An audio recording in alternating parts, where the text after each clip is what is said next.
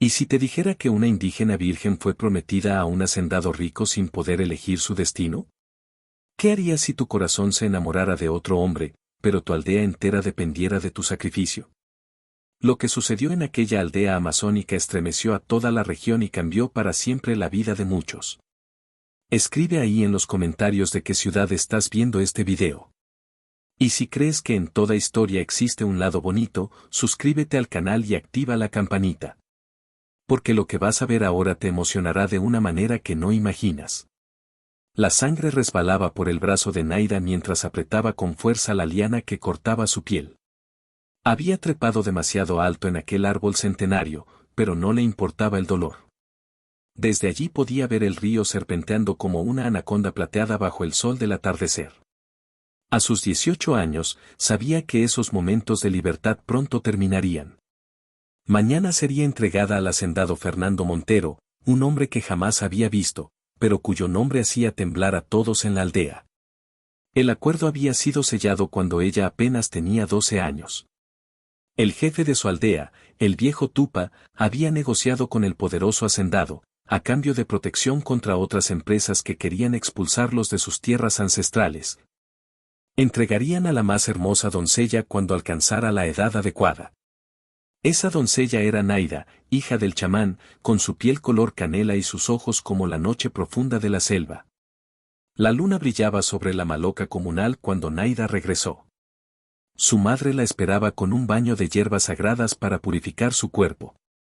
Mientras las aguas aromáticas recorrían su piel, la anciana murmuraba oraciones en la lengua antigua, pidiendo a los espíritus que protegieran a su hija en la nueva vida que le esperaba.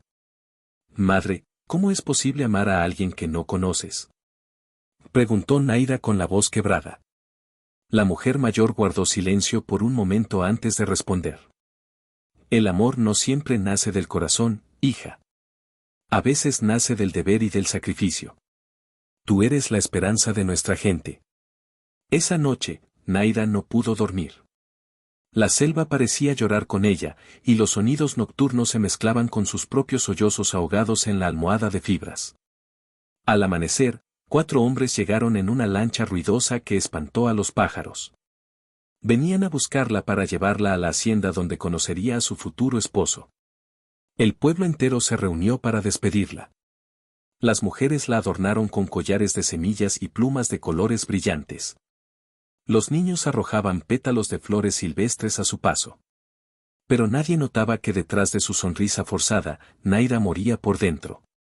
La hacienda El Dorado era un mundo completamente diferente a lo que Naida había conocido. Un enorme edificio blanco se alzaba en medio de hectáreas de tierra cultivada, donde decenas de trabajadores se movían como hormigas bajo el sol inclemente. Cuando la lancha atracó en el pequeño muelle privado, un mayordomo de aspecto severo la recibió con una reverencia que parecía más burla que respeto.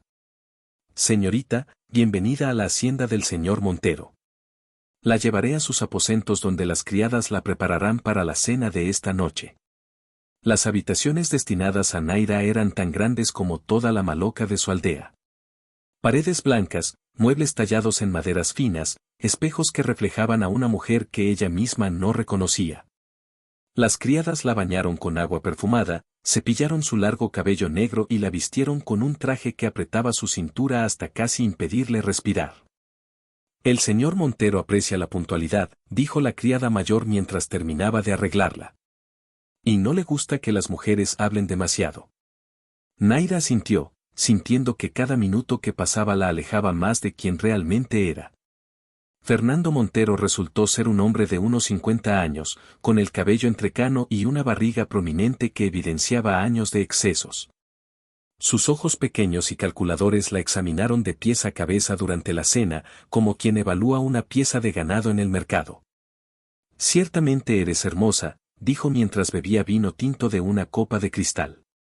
Tupa no exageró. Serás una excelente esposa y madre para mis hijos.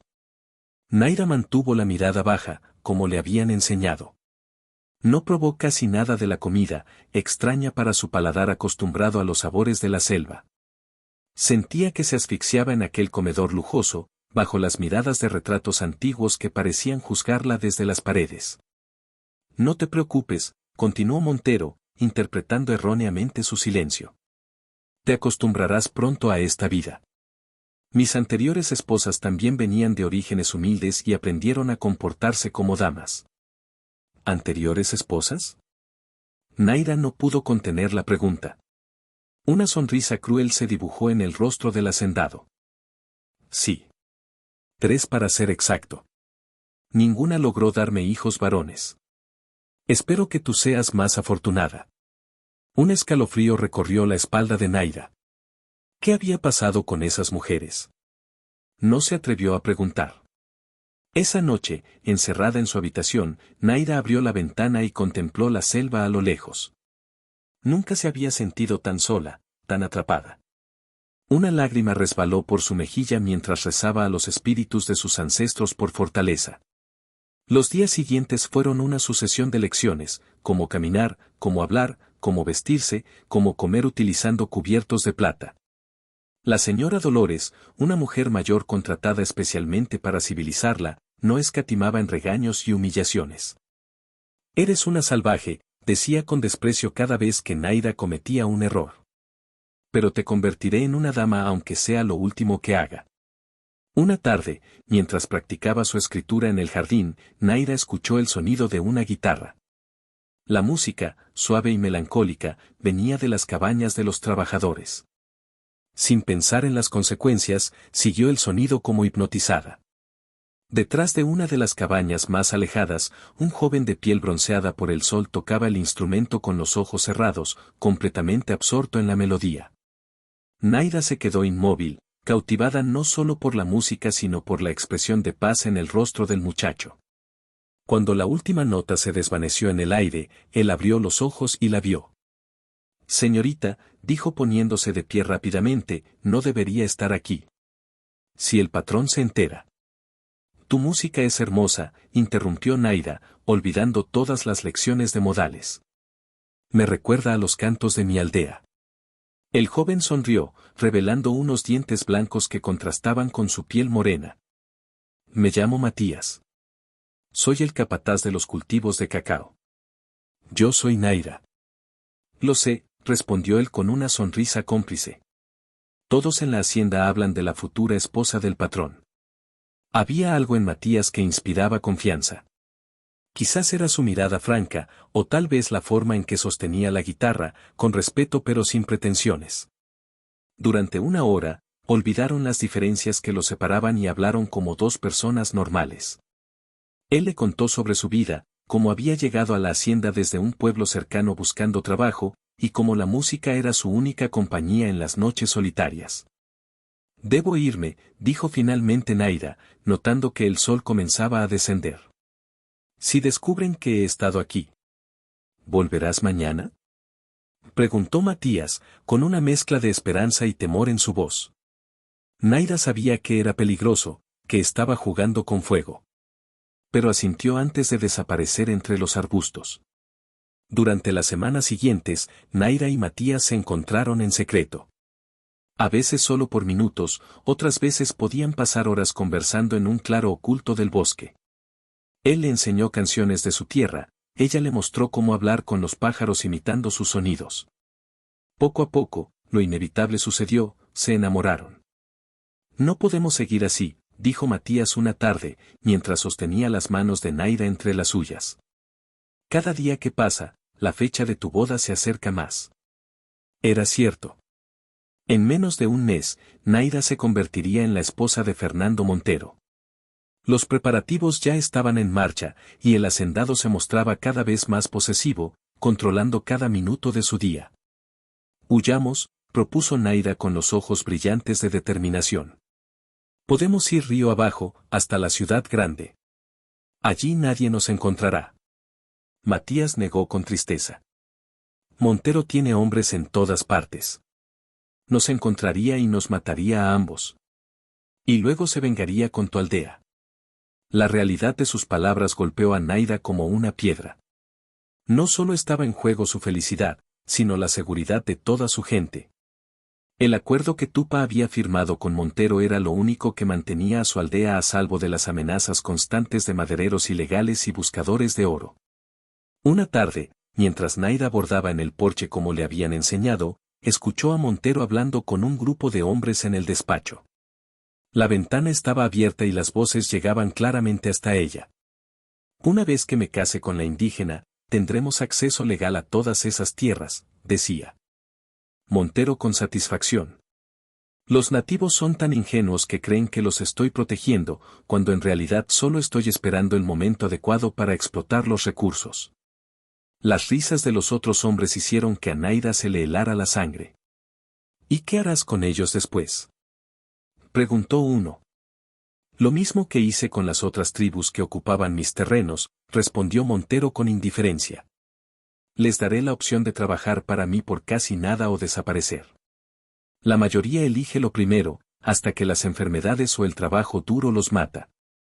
Naida dejó caer su bordado y corrió a su habitación, sintiendo que el mundo se derrumbaba a su alrededor. Todo había sido una mentira. Montero nunca había pretendido proteger a su pueblo, solo quería sus tierras y sus recursos. Y ella, con su matrimonio, sería el instrumento legal para que él tomara posesión de todo. Esa noche, en su encuentro secreto, Naida le contó todo a Matías. «Tenemos que hacer algo», dijo él, abrazándola mientras ella lloraba. «No puedo permitir que te sacrifiques así, y menos sabiendo que de todas formas tu pueblo será traicionado». Juntos elaboraron un plan desesperado. Matías tenía un primo en una ciudad al otro lado de la frontera, donde podrían esconderse temporalmente. Mientras tanto, enviarían un mensaje a la aldea de Naida, advirtiendo sobre las verdaderas intenciones de Montero. La oportunidad llegó antes de lo esperado. 2 días antes de la boda, Montero tuvo que viajar a la ciudad para ultimar algunos detalles legales. La vigilancia sobre Naida se relajó ligeramente, aunque la señora Dolores seguía controlando sus movimientos. «Mañana a medianoche», susurró Matías durante su último encuentro. «Estaré esperando con una canoa en el muelle pequeño, detrás de los almacenes. Trae solo lo imprescindible». Naida asintió, sintiendo una mezcla de terror y esperanza. Lo que estaban a punto de hacer podría costarles la vida, pero quedarse significaba una muerte en vida para ella y la destrucción para su pueblo. La noche señalada, Naida esperó hasta que toda la casa estuviera en silencio. Se vistió con ropas sencillas que había escondido, tomó un pequeño atado con algunas pertenencias y el collar de semillas que su madre le había dado. Con el corazón latiendo tan fuerte que temía que pudiera escucharse, se deslizó por los pasillos oscuros de la mansión. Un ruido la sobresaltó cuando pasaba frente a la cocina. Una de las criadas más jóvenes estaba allí, preparando masa para el pan del día siguiente. «Señorita Naida», dijo la muchacha con sorpresa. Naida se quedó paralizada, segura de que todo estaba perdido. Pero para su asombro, la joven sonrió. «Vaya por la puerta trasera», susurró. «Los perros están dormidos, les puse algo en la comida. Que los espíritus la protejan». Con lágrimas de gratitud, Naida abrazó brevemente a la criada antes de continuar su camino. Afuera, la noche era clara y estrellada. La luna iluminaba el sendero hacia el río como si quisiera guiarla. Cuando casi había llegado al punto de encuentro, un grito rompió el silencio de la noche. «Se ha escapado. La india se ha fugado». Las luces comenzaron a encenderse en la casa principal. Naida corrió como nunca antes, con el corazón a punto de estallar. A lo lejos podía ver la silueta de Matías junto a una pequeña canoa, haciéndole señas desesperadas. «Rápido», gritó él cuando ella llegó. «Ya vienen por nosotros». Apenas habían empujado la canoa al agua cuando el primer disparo rasgó la noche. La bala pasó silbando junto a ellos, estrellándose contra el agua. Matías remaba con todas sus fuerzas mientras Naida se agachaba en el fondo de la embarcación. «Allí están». Se escuchó la voz de uno de los capataces. «Disparen». Más balas surcaron la oscuridad. Una de ellas rozó el brazo de Matías, quien ahogó un grito de dolor pero no dejó de remar. El río, normalmente tranquilo en ese tramo, parecía ayudarlos, arrastrándolos rápidamente lejos de sus perseguidores. «¿Estás herido?», preguntó Naida, viendo la mancha oscura que se extendía por la camisa de Matías. No es nada, respondió él, aunque el dolor era evidente en su rostro. Debemos seguir. Pronto lanzarán las lanchas tras nosotros. Durante horas navegaron en la oscuridad, guiados solo por la luna y el conocimiento que Matías tenía del río. A veces escuchaban motores a lo lejos, pero lograban ocultarse entre la vegetación ribereña hasta que el peligro pasaba. Al amanecer, exhaustos y hambrientos, llegaron a un pequeño afluente casi oculto entre la espesa vegetación. Matías dirigió la canoa hacia allí y, después de avanzar un trecho, la ocultó bajo ramas caídas. Conozco a alguien que vive cerca, explicó mientras vendaba su herida con un trozo de tela. Un viejo amigo de mi padre que nos ayudará. Caminaron durante horas por la selva, evitando senderos y manteniéndose alerta ante cualquier sonido. Naida utilizaba todo su conocimiento ancestral para moverse sin hacer ruido, identificar plantas comestibles y detectar peligros. Matías, aunque debilitado por la pérdida de sangre, se mantenía firme, determinado a llevarla a un lugar seguro. Al atardecer, llegaron a una pequeña choza camuflada entre los árboles. Un anciano de aspecto curtido salió a recibirlos, alarmado por el estado en que venían. Matías. ¿Qué ha pasado? Preguntó, ayudándolos a entrar. Mientras el viejo curaba la herida de Matías con hierbas medicinales, le contaron su historia. El anciano, que se llamaba Pascual, escuchó en silencio, asintiendo ocasionalmente. Montero es un demonio, dijo finalmente. No es la primera vez que hace algo así. Pero ustedes han sido valientes al enfrentarlo. Les ofreció comida y un lugar para descansar. Por primera vez en muchas horas, Naida se permitió respirar con tranquilidad. Estaban a salvo, al menos por el momento. ¿Qué haremos ahora? Preguntó a Matías cuando estuvieron solos. Pascual tiene contactos en una organización que defiende los derechos de los pueblos indígenas. Nos ayudará a llegar hasta ellos. Con su apoyo, podremos denunciar a Montero y proteger a tu aldea. La esperanza renació en el corazón de Naida. Quizás su huida no había sido en vano después de todo.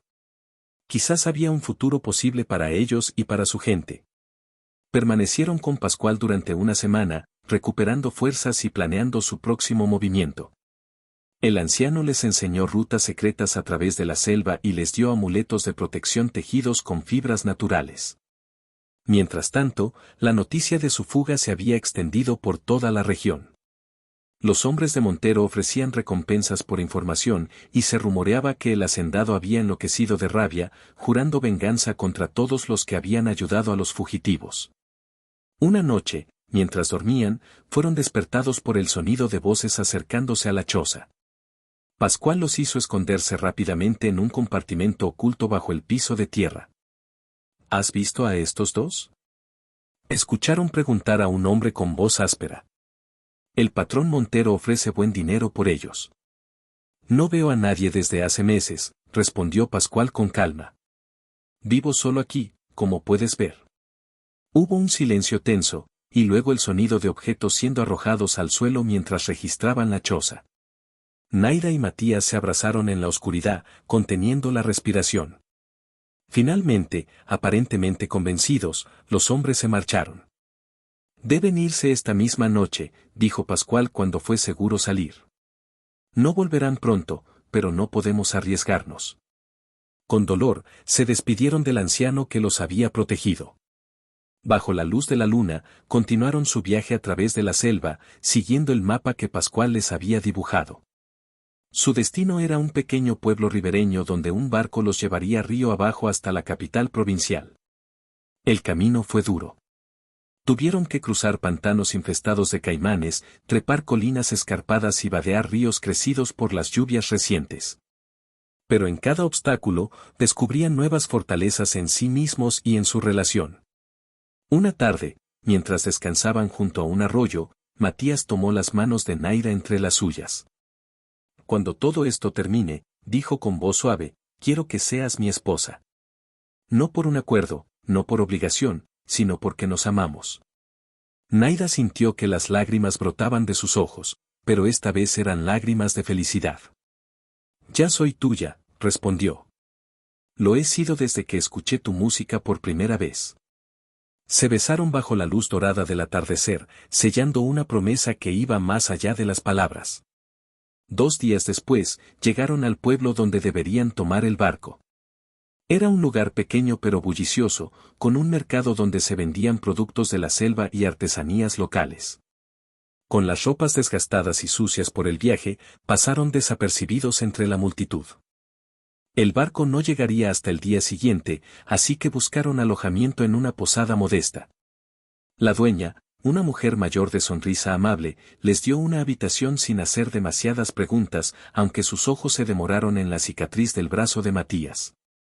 Esa noche, mientras cenaban en la pequeña cocina de la posada, un grupo de hombres entró ruidosamente. Eran comerciantes de madera que regresaban de una expedición río arriba. Naira y Matías mantuvieron la cabeza baja, evitando atraer atención, pero fue imposible no escuchar su conversación. ¿Han oído lo que pasó en la hacienda El Dorado?, comentó uno de ellos. Dicen que la novia indígena del patrón Montero escapó con uno de los peones. Yo escuché que Montero enloqueció, añadió otro. Ha quemado varias aldeas buscándolos. Naira sintió que el corazón se le detenía. ¿Aldeas quemadas? ¿Sería posible que Montero hubiera atacado a su gente? Lo más extraño, continuó el primer hombre, es que ahora las autoridades están investigando a Montero. Parece que alguien envió pruebas sobre negocios ilegales, tráfico de personas, incluso asesinatos. Matías y Naira intercambiaron miradas de asombro. ¿Quién podría haber denunciado a Montero? Nadie se atrevería a enfrentarse a un hombre tan poderoso. La respuesta llegó a la mañana siguiente, cuando estaban a punto de subir al barco. Entre la multitud del muelle, Naira distinguió un rostro familiar, era Camiri, el hijo del jefe Tupa, su primo hermano. Con el corazón latiendo aceleradamente, se acercó a él, seguida de cerca por Matías. ¿Camiri?, preguntó con voz temblorosa. El joven se volvió, y sus ojos se abrieron con sorpresa y alegría. Naira, exclamó, abrazándola. ¿Estás viva? Te hemos buscado por todas partes. Se retiraron a un lugar más tranquilo, donde Camiri les contó lo sucedido. El mensaje que habían enviado con Pascual llegó a la aldea justo a tiempo. Armados con esa información, Tupa había contactado a otras comunidades y juntos habían acudido a organizaciones internacionales de derechos humanos y a las autoridades nacionales.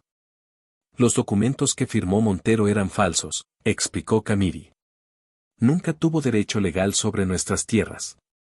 Y cuando comenzaron a investigar, descubrieron muchas más irregularidades, sobornos, amenazas, incluso hay testigos que dicen que mandó asesinar a sus anteriores esposas cuando ya no le servían. ¿Y nuestra aldea?, preguntó Naira con temor. Escuchamos que había quemado pueblos. Lo intentó, respondió Camiri. Vino con hombres armados, pero estábamos preparados. Otras comunidades vinieron a ayudarnos, y las autoridades llegaron justo a tiempo. Montero está detenido ahora, esperando juicio. Un peso enorme se levantó de los hombros de Naira. Su pueblo estaba a salvo, y el hombre que los había amenazado enfrentaría la justicia por sus crímenes. Vengan conmigo, dijo Camiri. Todos te extrañan, Naira. Y queremos conocer al hombre que arriesgó su vida por salvarte. El reencuentro con su aldea fue emotivo. Su madre la abrazó llorando, su padre realizó una ceremonia de purificación para ambos, y toda la comunidad celebró su regreso con cantos y danzas tradicionales. Matías fue recibido con respeto y gratitud, especialmente cuando contaron su historia completa. Meses después, bajo un cielo estrellado y rodeados por ambas familias, Naira y Matías se unieron en matrimonio siguiendo las tradiciones ancestrales. Ella vestía un traje ceremonial tejido por las mujeres de la aldea, adornado con plumas y semillas sagradas. Él llevaba pinturas tradicionales que simbolizaban valor y lealtad. Tupa, recuperado de una reciente enfermedad, presidió la ceremonia con orgullo. Hoy celebramos no solo la unión de dos almas, dijo con voz solemne, sino también la victoria de la verdad sobre la mentira, del amor sobre el poder, de la libertad sobre la opresión.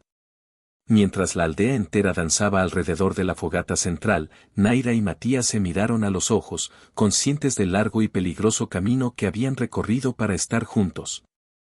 ¿Alguna vez imaginaste que terminaríamos así?, preguntó él, sosteniendo sus manos. Naira sonrió, recordando aquella primera tarde cuando escuchó su música detrás de la cabaña. Tal vez no lo imaginé, respondió, pero mi corazón siempre supo que estábamos destinados a encontrarnos. La historia de Naira y Matías se convirtió en leyenda a lo largo del río. Se contaba de pueblo en pueblo, inspirando a otros a luchar por su libertad y por el amor verdadero. Y más importante aún, su valentía abrió el camino para que otras comunidades defendieran sus derechos contra aquellos que intentaban abusar de su poder. Años después, cuando sus hijos les preguntaban cómo se habían conocido, Matías tomaba su vieja guitarra y comenzaba a tocar aquella melodía que había cautivado a Naira aquel día lejano. Y mientras la música flotaba en el aire de la selva, ambos recordaban que a veces, romper con lo establecido es el único camino hacia la verdadera felicidad.